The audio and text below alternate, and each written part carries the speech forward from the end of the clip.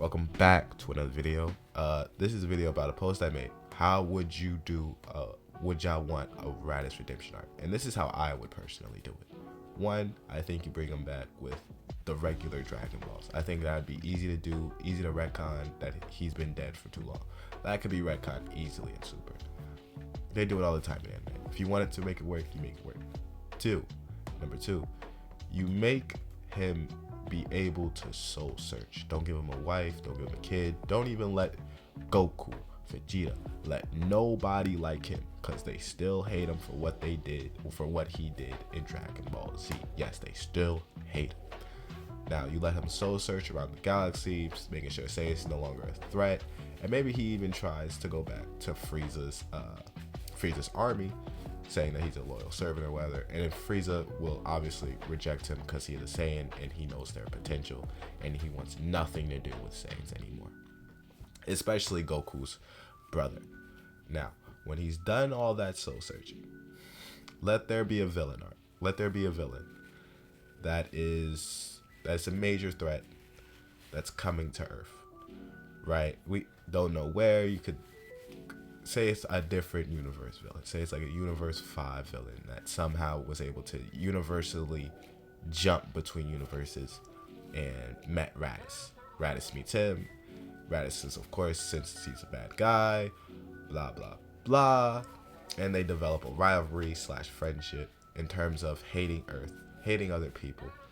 But once they see that, Raditz sees that he is substantially more evil than he is. He's blowing up planets, he's killing innocent people, kids, children, whoa, the whole 9 yards when it comes to this bad villain. Now Raditz, in turns, escapes from his friend back to Earth, seeking the help of Goku, Vegeta, Piccolo, Gohan, Broly. All these characters, except Goku, have to be off-world for this villain, because in terms of this villain, this arc won't work. He will get jumped and he will lose badly.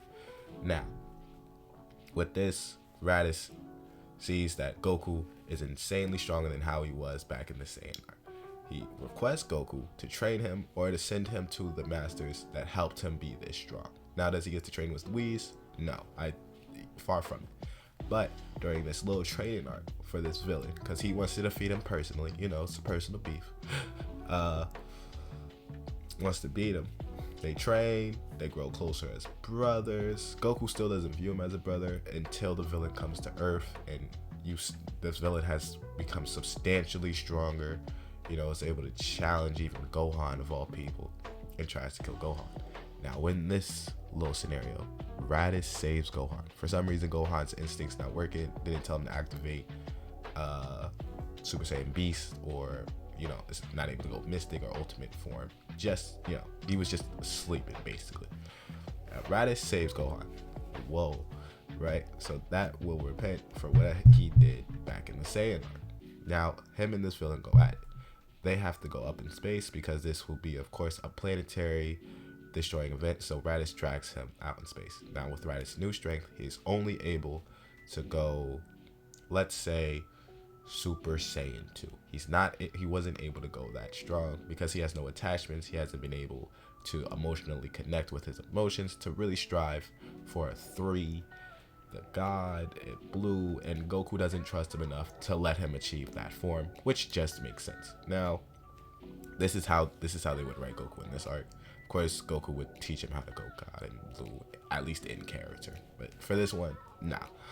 Anyway, goes to Super Saiyan 2, which would look like Super Saiyan 3 with his hair. With that, he also, in this fight, he also loses his tail, and he sees the powerful villain, building up an attack, ready to destroy Earth with all he got. Now, he wins. He stops this attack. Goku, Gohan, Vegeta, Piccolo, all on Earth powering up, making sure this attack doesn't really blow up Earth, but they're back up. They're letting Raditz fight this out because it's Raditz's battle. They have nothing to do with this. Raditz, in turns, deflects the energy ball or whatever the attack is from the villain. And let's call this villain Maurice. So Maurice throws the ball of energy. Raditz bounces it off of him. Of course, this takes a lot out of Raditz and almost dies because of it, because the villain is still substantially stronger, but it awakens something in him. Raditz is the first person to truly still be a Saiyan, at least up until now.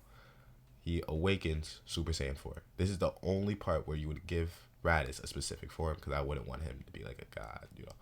I'd give him something different. He would awaken Super Saiyan 4. He'd still be weaker than Goku. He'd still be weaker than Vegeta. But at least he'd be strong enough to face the villain and, you know, basically defeat him.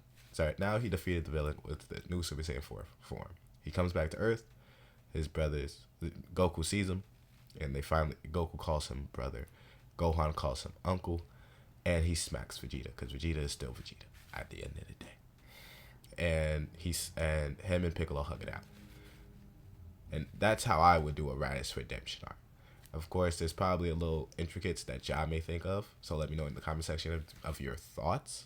But that's just how I would do it. I'll see you in the next one.